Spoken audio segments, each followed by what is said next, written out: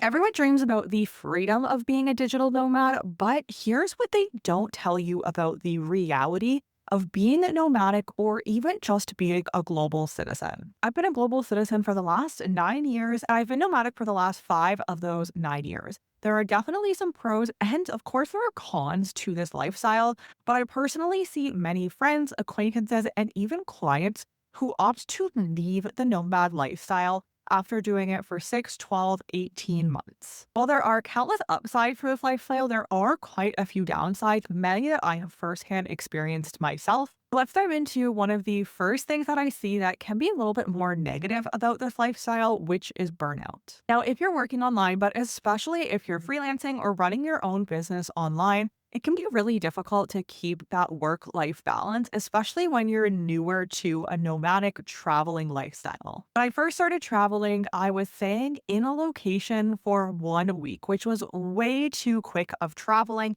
And now when I travel, I like to stay in one city for a few months at minimum. And if I really enjoy that destination, I either know that I want to come back, potentially use it as a base and buy property in the future, or just know that I'm looking to stay a little bit longer. One important point to not get burnt out is to set a routine. Now, a routine looks different for everyone, and I'm not a huge proponent personally of having specific routines, whether it be a morning routine or an evening routine. I think, especially in a nomadic traveling lifestyle, it can be tricky because you have travel days, you have days where you're exploring, you're having tours, you're doing different things, but at least to have a few simple things, whether it be in the morning, midday, or in the evening, that you know that you can look forward to that keep things consistent. And it also will help if this marker throughout the day that's keeping you steady with a routine is associated with something. So perhaps you wake up at 9 a.m. every morning, and then you know after breakfast you go for a walk.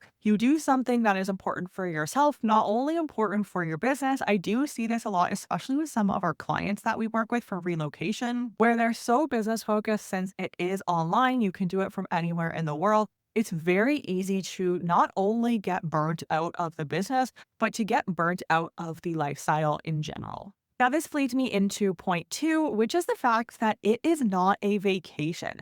The nomadic global citizen life is certainly not a vacation. And if you're looking to do it long term and you're looking to live sustainably as a global citizen or as a digital nomad for years into the future, it's really important to go into it with the mindset of this is not a vacation, it is a lifestyle. When I first started traveling after transitioning out of a 9 to 5 office job, I really went into the nomadic lifestyle understanding that I was not on vacation and that I had to, going back to the first point, have that routine and have boundaries around what I was doing online, but also having a routine around working. I'm not in a new city to travel and to simply explore. It's not a holiday. And that's also why I like to be there longer term. I found when I was in destinations for a few days or even a 1 to 2 weeks, it's too short and you really want to condense everything into the time that you have there. But if you're spending anywhere from a minimum of 1 month to around 3 to 6 months, you know that you have the time to explore and also the time to meet locals and make friends with locals so that you can really understand what some of the best things to do in this new country or city are going to be, and you're not rushing. Well, at the same time, that could be at the detriment to your business. Next up, we have community. Now, I would say community is one of the top two reasons why I personally see most nomads and global citizens leaving this lifestyle, maybe leaving it altogether or transitioning into a more slow mad lifestyle when bases around the globe. It can be really difficult to find community, and not only find community, but find community around the globe in different cities that you connect with. I will say throughout my many years of traveling, I will say throughout my almost decade of traveling and being a global citizen, nomad, and an expat, I have certainly not found a lack of others who are residing in the same city as me at that time and who have somewhat similar interests. But just because you are in the same place does not mean that you are going to connect with these people.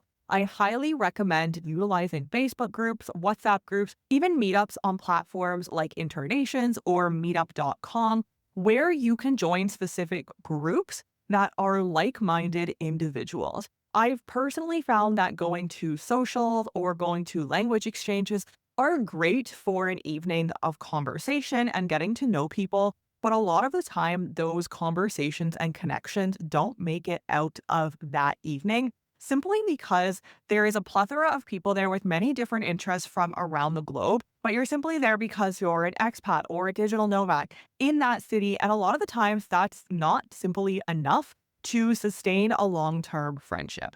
So I really highly recommend when you are going to these new countries, new cities, to find groups with interests that you enjoy, and you know that everyone in that group will be starting off with the same interest as you. I'll also note on that point that as you become a digital nomad and you become more familiar with some of the nomadic cities around the world, there are definitely cities and even countries that are more geared toward a certain type of nomad, whether it be a Bali lifestyle or a Portugal lifestyle. There are countries across continents around the world, and usually you start in the capital city and then you can go from there around the country, where a lot of times there will be a startup culture, there will be a lifestyle and wellness culture. So it really pays off to do your research before you start this lifestyle and know what your own interests are. A good resource for this is Nomad List. I highly recommend going on Nomad List. It isn't always the most up to date, I find, but it does give you a good baseline of what you can expect from each country. And it really does a great job at comparing essentially every single lifestyle aspect of countries and cities. So we are on the Worldwise Capital channel after all. So of course we have to talk about having diversification and giving not only yourself, but also your business options and diversification. So what we recommend to all of our clients who are living this lifestyle, whether they are leaving their home country jurisdiction for tax purposes, they're staying in that jurisdiction currently, whatever that may look like for them. And we do provide an entire custom solution for our clients around this. You want to have banking diversification. We say this all the time to our clients, but even in the last 8 to 12 months, we've seen in some very beneficial tax jurisdictions around the world that we work quite heavily in, we've seen a lot of the banking and compliance become a lot stricter. Now, as I always say to our clients, this is not a bad thing. This is a good thing that banks are becoming stricter and more selective with who they are accepting, but it does mean that you have to have the right profile for your application in order to start the process of opening a personal bank account. But depending on where you are from, you may be able to keep banking in your home country. Typically, we recommend against it if you are looking to leave your home country's tax jurisdiction. But regardless, you want to make sure that you have diversification in banking, and that means that you have bank accounts in different countries around the globe. Now, 2 bank accounts is fine as a starting point in 2 different countries around the world, but we really recommend having 4 to 5, even more than this, if at all possible, bank accounts in 4 to 5 different jurisdictions around the globe. I personally have 20 plus accounts in around 10 to 12 different jurisdictions around the globe. I will say for the average individual, this is likely too much simply because of the fact that at a certain point, it becomes too much to manage. You have to have minimum amounts in these accounts, and then you have to have transactions every 1, 3, 6, or 12 months, depending on the account, or the account can get shut down or slapped with additional fines. So at a certain point, it does become too many accounts. And I know this from personal experience, but you really want to make sure the accounts that you are opening, you're selective with, and that they are solid financial institutions. Fintechs are great, but you don't only want fintech banks in your banking diversification portfolio. Of course, along with banking, you likely also want to get into another jurisdiction's credit system. Now, this is extremely valuable. And in most countries, depending on the country that we're talking about, if it is a tax optimized jurisdiction, we assist clients with this, but it typically does take some time to get into a new country's credit system when you're first getting your residency and you're just building your portfolio, your life portfolio in this country. As we talked about in previous videos, the US is a very interesting banking jurisdiction for non-citizens and non-residents only. And this is not only from a personal perspective, but also from a corporate perspective. Now, the US has some of the best financial institutions in the world, as we've talked about in a recent video, but there are some nuances and it is becoming slightly more difficult as time goes on to open non-citizen and non-resident US bank accounts, and then also to work your way toward getting into the credit system in the US. If you're interested in learning more about that, we have a full course on what the breakdown of that process looks like, which you can do yourself when you are in the US. And we also help many of our clients once they have LLC set up or once they're looking to get into the US credit system to get an ITIN number quickly without hassle. Once you have your ITIN, then you can start building up your credit portfolio in the US. So diversification within banking is so important. And usually banking is the last step that we see clients thinking of when they come to us and they're wanting additional residency, citizenship, tax optimization. But banking is one of the first pieces of the puzzle, depending on their business, their clients, their suppliers, that we often look at with our clients. So of course, going off of banking, we also have to talk about diversification of movement. So this looks like diversification of residencies and diversification of citizenship. Similar to diversification with banking, you want to ensure that you have multiple residencies, meaning that yes, while you don't have a travel document of that country, you do have the legal right to live and sometimes even work in that country if you hold residency. Typically, you'll start with temporary and then move to PR. But not only this, you likely want to have additional travel documents, which is a passport. So this means that you hold multiple citizenships and it's best to have them from different jurisdictions of the world. If you have a Western country passport or an EU passport, you really want to diversify and maybe work toward an Asian passport or a Latin American passport or a Central American passport. You really want to have diversification because a lot of these countries, especially in Western and European countries, they're following certain trends and you want to have diversification from this. Now, there are various different ways and it depends on the country to obtain citizenship.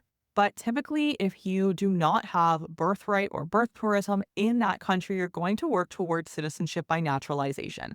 So this comes into the movement of another point to talk about here, which is slow matting. Now, slow matting has become increasingly more popular in recent years with the digital nomad community because not only, of course, are you able to have more of a routine and more of a structure while living longer term. Slow mat is typically between 6 to 12 plus months. So you're staying longer term in a jurisdiction. But of course, with this, you either need residency or citizenship in that country in order to live there longer term. So this can also come into play of working your way toward citizenship by naturalization. You can first obtain your residency and have the legal right to live and to stay in that country, and then work your way toward naturalization in time.